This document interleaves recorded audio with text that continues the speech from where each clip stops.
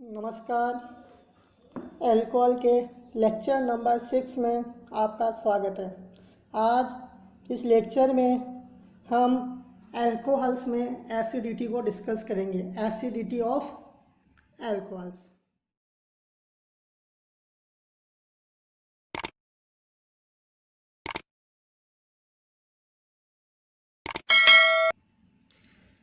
Acidity of alcohols को अपन discuss करें उससे पहले इस एसिडिटी को समझते हैं कि एसिडिटी क्या होती है, एसिड क्या होते हैं, बेस क्या होते हैं। इसलिए इसका थोड़ा सा जनरल इंट्रोडक्शन हम पढ़ेंगे। बाकी पूरा चैप्टर एसिड बेस का एक अलग से चैप्टर होता है जिसको हम पूरा डिटेल से कई वीडियो लेक्चर्स में उसको डिस्कस करेंगे।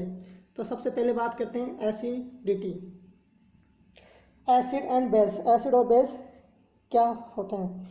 देखो, जब स्टार्टिंग में जो केमिस्ट थे वो किसी भी कंपाउंड की एसिड है या बेस है उसके टेस्ट के द्वारा पता करते थे कि ये टेस्ट कैसा है इसका। अगर खट्टा टेस्ट है यानी सोर टेस्ट है तो उसको वो एसिड बोलते थे, क्लियर। और जो एसिड को न्यूट्रलाइज करता था उसको बेस, यानी जो कड़वा टेस्ट होता है उसको बेस क्षार। फिर बाद में आर्रेनियस आया। आर्रेनियस ने क्या कहा, आर्रेनियस वैज्ञानिक ने क्या कहा था कि जो स्पीसीज जलीय विलयन में घुलकर H+ आयन यानी प्रोटॉन देती है वो एसिड कहलाते हैं। वे स्पीसीज जो कि एक्वस सॉल्यूशन में H+ आयन प्रोटॉन को रिलीज करते हैं, प्रोटॉन लॉस करते हैं, उनको बोलते हैं एसिड।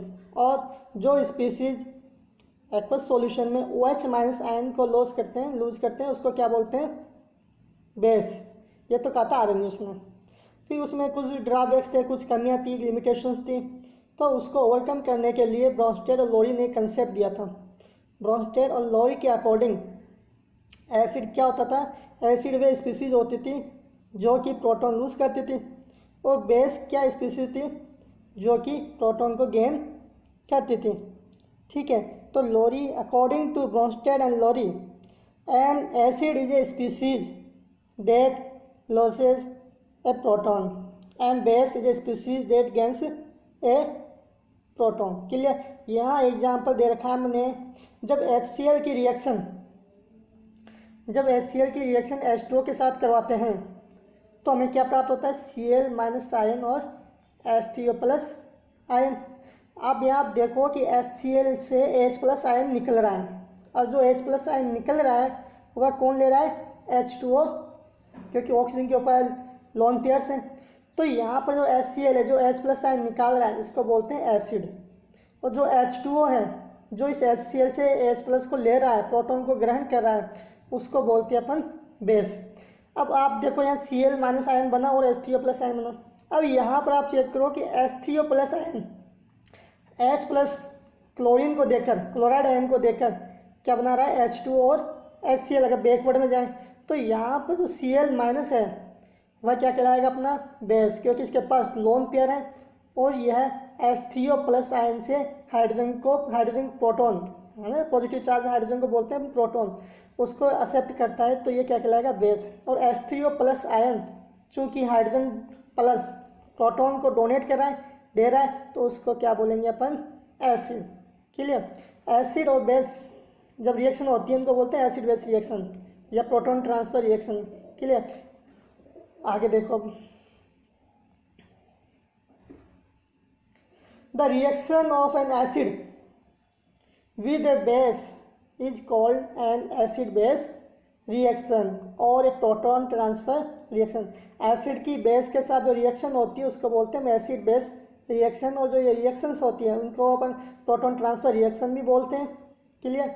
जब भी कोई एसिड रिएक्ट करेगा तो उसके साथ उस रिएक्शन मिक्सर में बेस का होना जरूरी है, ध्यान रखना। क्यों, क्योंकि एसिड तभी H+ आयन देगा, प्रोटॉन देगा, जब उसको लेने के लिए उस रिएक्शन मिक्सर में कोई बेस प्रेजेंट हो, वरना वो देगा नहीं, क्लियर।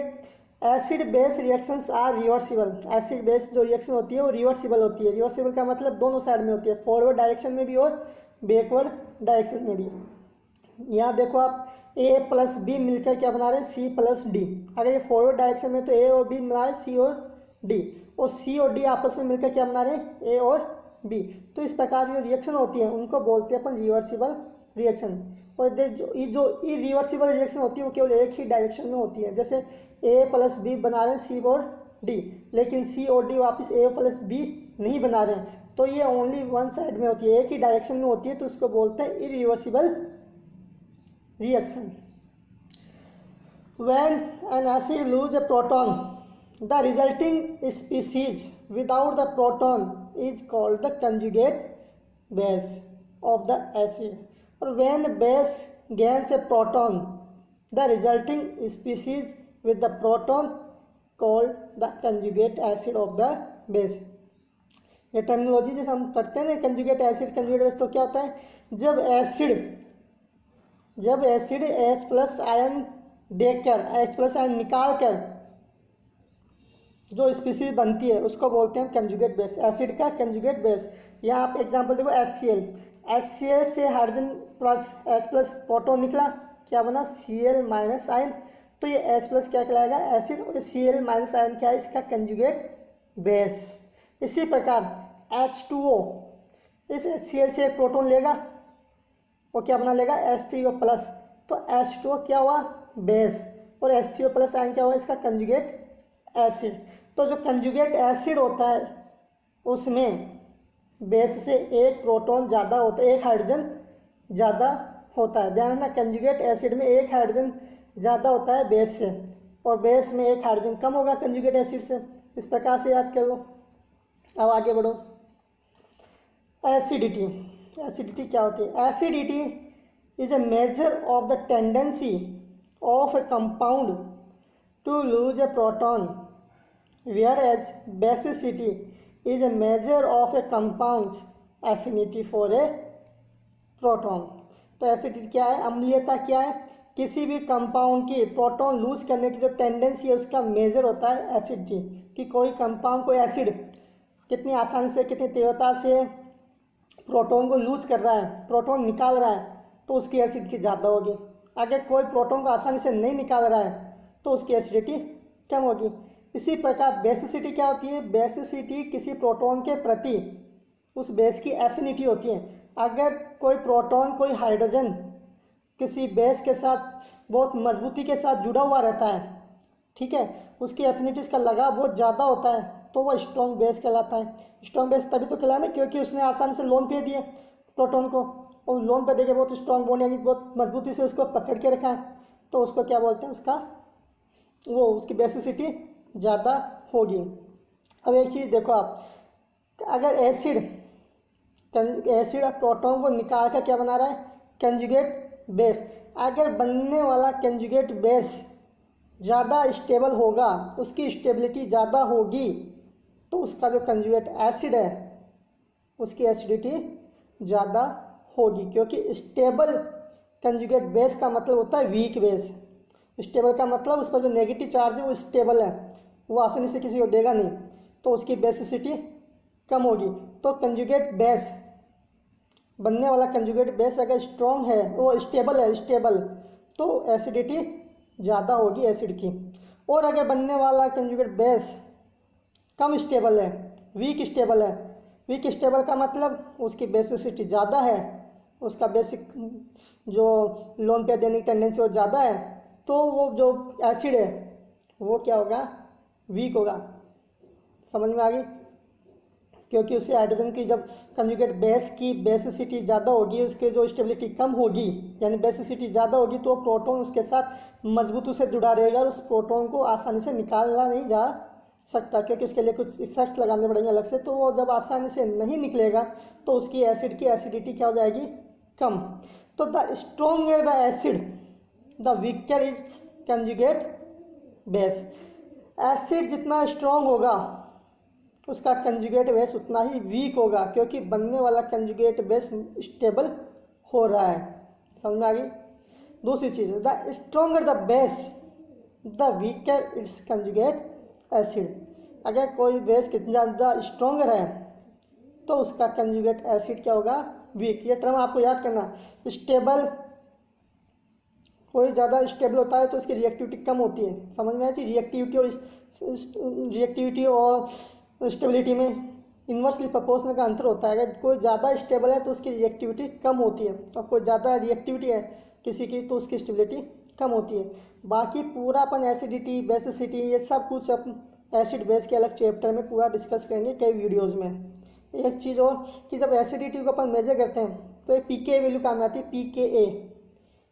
किसी भी आप कंपाउंड की पीके वैल्यू दे रखी होगी कि उससे कम है या ज़्यादा है, तो पीके की वैल्यू क्या होती है, किसी भी एसिड की जल में यानी वाटर में उसकी एसिड स्ट्रेंथ को दिखाती है पीके वैल्यू।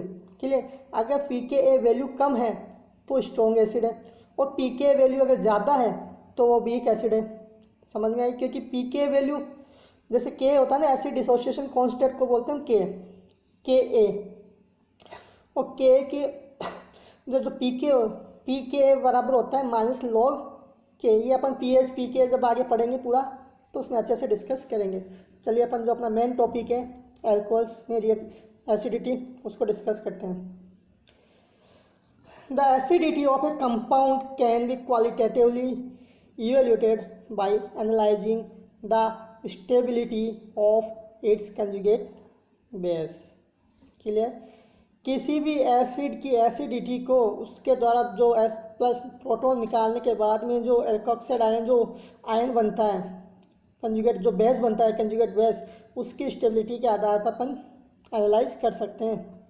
जैसे एल्कोहल है ROH, इसमें से अगर H प्लस आयन निकल दे, ये H plus ion H plus form में निकल जाता है तो क्या बनता है, एल्कोक्साइड आयन RO माइनस।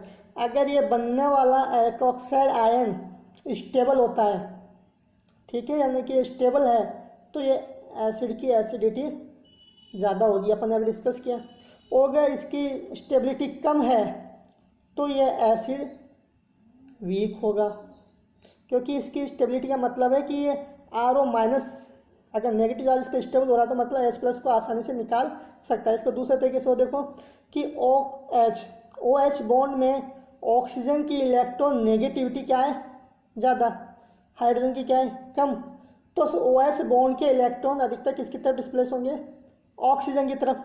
तो ऑक्सीजन पर पार्शियल नेगेटिव और हाइड्रोजन पर क्या जाएगा, पार्शियल पॉजिटिव चार्ज। क्लियर। जब oxygen hydrogen partial positive charge आ गया तो किसी भी बेस की उपस्थिति में ये H आसानी से H प्लस फॉर्म में निकाला जा सकता है। और एल्कोहल में जब ये आसानी निकाला जा सकता है तो क्या बनता है, एल्कोक्साइड आयन, और इसकी एसिडिटी को जो शो करता है। अब ऑक्सीजन भी यहाँ नेगेटिव चार्ज इसलिए ज़्यादा स्टेबल है। समझ में आई। Reagents use for deprotonating and alcohols. एक एल्कोहल्स को डीप्रोटोनेट करने के लिए कौन कौन से रिएजेंट्स काम में आते हैं। सबसे पहला, a strong base such as sodium hydride is commonly use to deprotonate the alcohol. Alcohols को डीप्रोटोनेट करने के लिए स्ट्रॉन्ग बेस काम में लिया जाता है। वो कौन सा होता है, सोडियम हाइड्राइड। सोडियम हाइड्राइड क्या करता है कि इसमें हाइड्राइड आयन है H माइनस आयन, यह H माइनस आयन इस एल्कोहल के H को लेगा और H2 गैस के रूप में बाहर निकल जाएगा, और हमें क्या प्राप्त हो जाएगा, O माइनस और N प्लस सोल्यूशन में रहते हैं तो वो आपस में क्या बना जाएगी, सोडियम इथॉक्साइड आयन अपन को प्राप्त होता है। यह भी एल्कोहल की एसिडिटी को बता रहा है। एल्कोहल की एसिडिटी में देखो OH बॉन्ड ब्रेक होता है। यह भी अगले लेक्चर में हम एल्कोहल की जब रिएक्शन पढ़ेंगे तब उसमें और अच्छे से डिटेल से पढ़ेंगे कि किस प्रकार से OH बॉन्ड टूटता है, कार्बन ऑक्सीजन बॉन्ड टूटता है। क्लियर। तो सबसे पहले तो पॉइंट याद कर लो कौन कौन से रिएजेंट्स हैं जो डीप्रोटोनेट करते हैं। पहला है sodium hydride, strong base.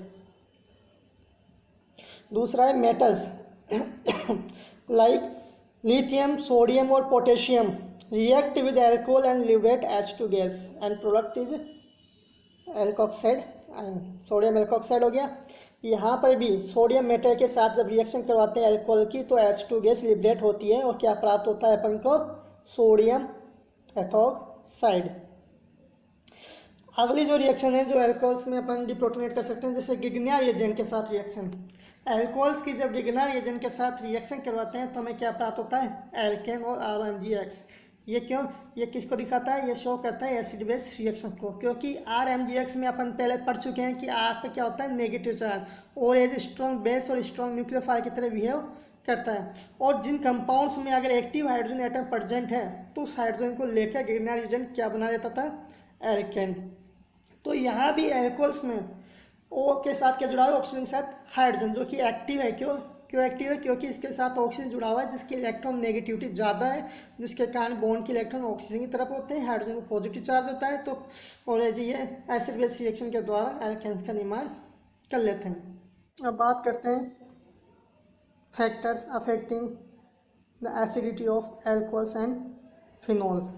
Phenols को कंपेयर कर लेते हैं, बाकी पूरा डिटेल में फिनॉल्स में पढ़ेंगे, इस फिनॉल्स के बारे में। सबसे पहला फैक्टर रिजोनेंस, अनुनाद। Resonance is one of the most significant factor affecting the acidity of alcohols. Alcohols की एसिडिटी को अफेक्ट करने का सबसे महत्वपूर्ण पॉइंट है वो है रिजोनेंस, जिसके द्वारा एल्कोहल्स की एसिडिटी अफेक्ट होती है। एग्जाम्पल के लिए हम साइक्लोहेक्सेनॉल और फिनॉल में कंपेयर करते हैं कि दोनों में एसिडिटी को रिजोनेंस किस प्रकार से अफेक्ट करता है। साइक्लोहेक्सेनॉल्स की पीके वैल्यू है 18 और फिनॉल की पीके वैल्यू है 10। अभी हमने जस्ट डिस्कस किया कि जिसकी पीके वैल्यू कम होती है वो स्ट्रॉन्ग एसिड होता है। अब आप यहाँ देखो एसिड में दोनों H+ आयन निकालेंगे तो यहाँ बनेगा ये एल्कोक्साइड आयन जो साइक्लोहेक्सेनॉल है ना, O- पर, और यहाँ फिनॉक्साइड आयन। तो जो फिनॉक्साइड आयन है, फिनॉल का जो कंजुगेट बेस है फिनॉक्साइड आयन, उसमें रिजोनेंस पाया जा रहा है, जिसके कारण ये ऑक्सीजन पर जो नेगेटिव चार्ज है वह रिजोनेंस के कारण स्टेबलाइज हो जाता है। आप देखो रिजोनेंस किस प्रकार से हो रहा है, ऑक्सीजन के इलेक्ट्रॉन ऑक्सीजन कार्बन बॉन्ड की तरफ पाई बॉन्ड का फॉर्मेशन, फिर डबल बॉन्ड के इलेक्ट्रॉन इस कार्बन पर। इस प्रकार से एक रिजोनेंस के द्वारा ये नेगेटिव चार्ज है जो फिनॉक्साइड आयन है वो स्टेबिलिटी प्राप्त कर रहा है, यानी कि उसको H+ आसानी से निकल जाएगा, क्योंकि H+ को निकालने के बाद में फिनॉल का बनने वाला फिनॉक्साइड आयन डीलोकलाइजेशन या रिजोनेंस के द्वारा क्या हो रहा है, स्टेबलाइज हो रहा है।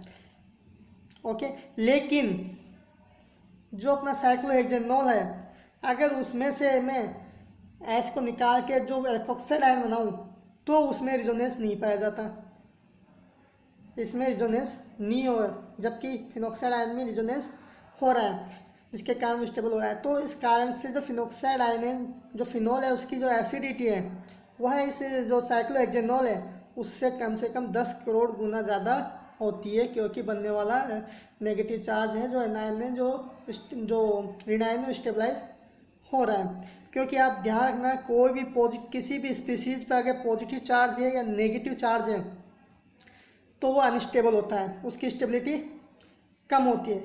लेकिन अगर वो चार्ज डीलोकलाइजेशन के द्वारा, रिजोनेंस के द्वारा या कोई ऐसी स्पीसीज उनसे जुड़ जाए जो कि उस एटम के चार्ज को कम कर दे, अगर पॉजिटिव चार्ज है तो उसको इलेक्ट्रॉन देकर उसको न्यूट्रलाइजेशन की तरफ कर दे, और अगर किसी स्पीसीज पर नेगेटिव चार्ज है तो उससे इलेक्ट्रॉन लेकर उसको क्या कर दे, उस पर नेगेटिव चार्ज की डेंसिटी को कम कर दें, न्यूट्रलाइजेशन की तरफ जो स्पीसीज बेस देती है उनकी स्टेबिलिटी को इंक्रीज करती है।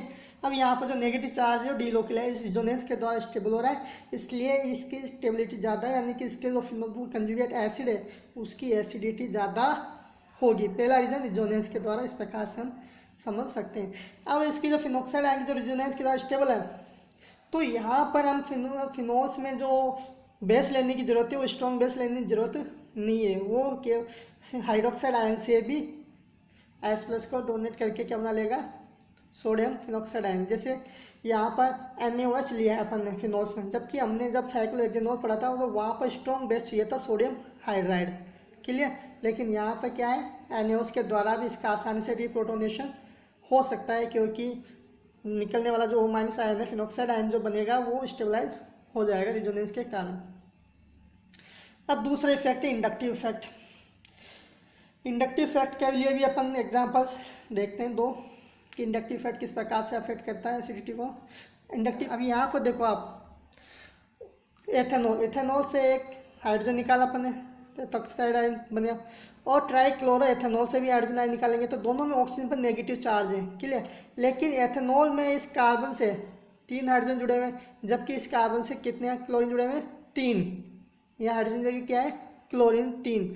अब इन क्लोरीन पे क्या होता है, नेगेटिव इलेक्ट्रॉन नेगेटिविटी ज़्यादा होती है, तो इलेक्ट्रॉन नेगेटिविटी ज़्यादा होने के कारण इस ऑक्सीजन के जो नेगेटिव चार्ज आएगा उसको ये इलेक्ट्रॉन विड्रॉइंग ग्रुप स्टेबलाइज कर लेंगे। अभी अपन ने जस्ट पढ़ा था कि अगर किसी स्पीसीज में नेगेटिव चार्ज आता है और उसको कोई स्टेबल करने के लिए अगर कोई इलेक्ट्रॉन विड्रॉइंग ग्रुप हो, इलेक्ट्रॉन लेने वाला जो उसको न्यूट्रलाइज की तरफ कर दे, तो स्टेबिलिटी प्राप्त कर लेता है। तो इन दोनों में से इथेनॉल और ट्राइक्लोरो इथेनॉल में पीके वैल्यू कंपेयर कर लो। पीके वैल्यू ट्राइक्लोरो इथेनॉल की होती है 12.2, एथेनॉल की पीके वैल्यू कितनी होती है 16।